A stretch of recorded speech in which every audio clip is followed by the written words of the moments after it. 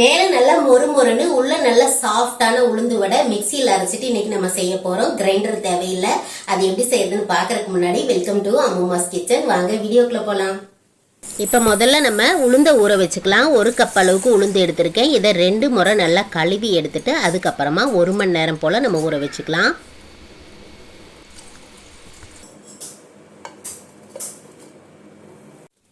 இந்த உளுந்து வடை கூட டீ காஃபி குடிக்கிறதுக்கு ஒரு சிலருக்கு பிடிக்கும், ஒரு சிலருக்கு பாயசம் பிடிக்கும். எனக்கு பாத்தீங்க அப்படின்னா பருப்பு பாயசம் ரொம்ப பிடிக்கும். உங்களுக்கு என்ன மாதிரி சாப்பிட்டா பிடிக்கும் அப்படிங்கறத கமெண்ட்ல கண்டிப்பா சொல்லுங்க. இப்போ உளுந்து ஊற வச்சு 1 மணி நேரம் போல ஆகுது. நல்லா ஊறிடுச்சு. தண்ணி எல்லாம் வடிச்சிட்டு மிக்சி ஜார்ல சேர்த்துக்கலாம். உளுந்த மிக்சியில் போட்டாச்சு. இதில் கொஞ்சம் கொஞ்சமாக தண்ணி தெளித்து தான் அரைக்கணும். ரொம்ப தண்ணி தெளிக்கக்கூடாது. அதாவது கொஞ்சம் கொஞ்சமாக இந்த மாதிரி கையில் லைட்டாக 1 டேபிள் ஸ்பூன் அளவுக்கு தண்ணி இந்த மாதிரி தெளிச்சிட்டு தான் அரைக்கணும். அதிகமாக தண்ணி விடக்கூடாது. 2-3 தடவை தள்ளி தள்ளி விட்டு நல்லா நைஸ் ஆகிற அளவுக்கு அரைச்சி எடுத்துகிட்டு வரேன். இப்போ உளுந்து பார்த்தீங்க அப்படின்னா நல்லா நைஸாக அரைச்சாச்சு. இதை நம்ம ஒரு பாத்திரத்தில் மாற்றிக்கலாம். மாவை அரைச்சதுக்கு அப்புறம் இந்த மாதிரி அகலமான பாத்திரத்துல ஊத்திக்கணும். உளுந்து மாவு அரைக்கும் போது பாத்தீங்க அப்படின்னா சூடானதுனால கொஞ்சமா தெரியும். இந்த மாதிரி கொஞ்சமா உள்ள இருக்கு பாருங்க, இந்த அளவுக்கு இருக்கு. நம்ம இதை நல்லா பிளஃபியா கிரைண்டர்ல அரைச்ச மாதிரி கொண்டு வர போறோம். அதுக்கப்புறம் தான் உளுந்து வடை நல்லா சாஃப்டா இருக்கும். அதுக்காக பாத்தீங்க அப்படின்னா ஒரு விஸ்கை நான் ஃப்ரீசர்ல ஒரு 1/4 மணி நேரமா வச்சிருக்கேன். அந்த விஸ்கால தான் நம்ம இதை பீட் பண்ணிக்க போறோம். இப்ப இந்த மாதிரி ஃப்ரீசர்ல வச்ச விஸ்கால நல்லா கலந்து விடணும். நல்லா இந்த மாதிரி அடிச்சு விடுங்க. இது மாதிரி விஸ்க் இல்லை அப்படின்னா நம்ம கையாலையும் பண்ணலாம். ஒரு 3-4 நிமிஷத்துக்காக இந்த மாதிரி நிறுத்தாம பண்ணணும். இப்ப பாருங்க, ஒரு 2-3 நிமிஷம் தான் அடிச்சேன். நல்லா பிளஃபியா வந்துருச்சு. இந்த மாதிரி வந்தா போதும். நம்ம ஊத்தும் போது மாவு எவ்வளவு கம்மியா இருந்துச்சு, இப்ப நல்லா பிளஃபி ஆயிடுச்சு பாருங்க. இந்த அளவுக்கு வந்தா போதும். இப்ப வெங்காயம் மிளகாய் எல்லாமே இதுல நம்ம சேர்த்துக்கலாம்.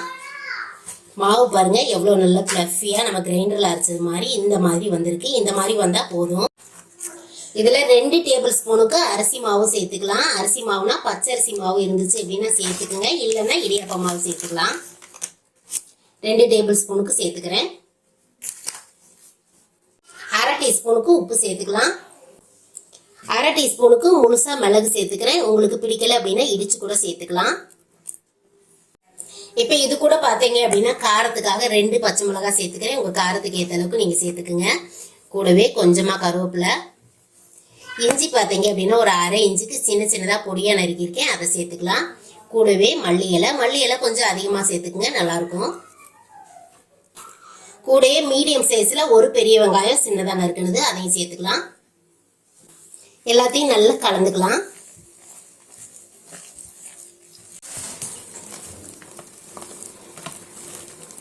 இப்போ நல்லா கலந்து விட்டாச்சு. பார்த்தீங்க அப்படின்னா இந்த மாதிரி பக்குவத்தில் இருந்துச்சு அப்படின்னா சரியா இருக்கும். இந்த மாதிரி பந்து மாதிரி இருக்கணும் மாவு, அப்போதான் நல்லா சாஃப்டாக வரும். நம்மளுக்கு வடை போடுறதுக்கு முன்னாடி இந்த மாதிரி தண்ணி வச்சுக்கலாம். கையை நல்லா நனைச்சிக்கோங்க. நனைச்சதுக்கப்புறம் மாவு எடுத்துக்கோங்க. இந்த மாதிரி ஓரமாக மாவு எடுத்துட்டு நல்லா கையில் உருட்டிக்கலாம். உருட்டினதுக்கப்புறம் இதே கையிலேயே பெருவரலையே நம்ம ஹோல்ஸ் போட்டுக்கலாம். இந்த மாதிரி ஓட்டை போட்டுக்கலாம். ஓட்டை போட்டு அப்படியே நம்ம எண்ணெய்க்குள்ளே இது மாதிரி போட்டோம் அப்படின்னாலே விழுந்துடும். இந்த மாதிரி போட்டுக்கலாம். இது மாதிரி போட்டோம் அப்படின்னா நல்லா வரும். உங்களுக்கு வரல அப்படின்னா இந்த கையிலையும் தண்ணி தொட்டுக்குங்க. இந்த கையிலையும் தண்ணி தொட்டுட்டு இந்த மாதிரி பால் மாதிரி வடைக்கு உருட்டி எடுத்துட்டு இந்த கையில் வச்சுட்டு நடுவில் இந்த மாதிரி ஓட்டை போட்டுக்குங்க. இந்த மாதிரி ஓட்டை போட்டு இப்படியும் போட்டுக்கலாம், இப்படியும் எண்ணெயில் போட்டுக்கலாம். உங்களுக்கு எந்த மாதிரி வருதோ அந்த மாதிரி போட்டுக்குங்க. இப்போ வடை போட்டுக்கலாம்.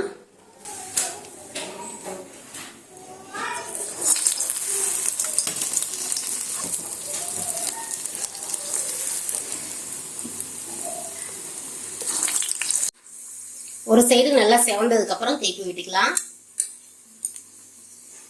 நீங்க எந்த அளவுக்கு எண்ணெய் வச்சிருக்கீங்களோ சட்டி எந்த அளவுக்கு பிடிக்குதோ அந்த அளவுக்கு நீங்க தட்டி சேர்த்துக்குங்க. நான் சின்னதா இருக்கிறதுனால 3 வடை மட்டும் சேர்த்திருக்கேன்.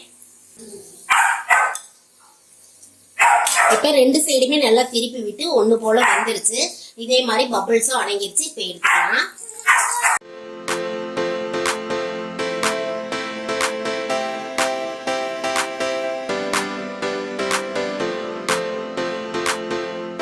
இப்போ நம்ம உளுந்து வடை பார்த்தீங்க அப்படின்னா மிக்சியில் அரைச்சதுன்னு சொல்லவே முடியாது. நல்லா ப்ளஃபியாக வந்திருக்கும். அதே மாதிரி மேல் லேயர் நல்ல மொறுமொறுன்னு இருக்கும்.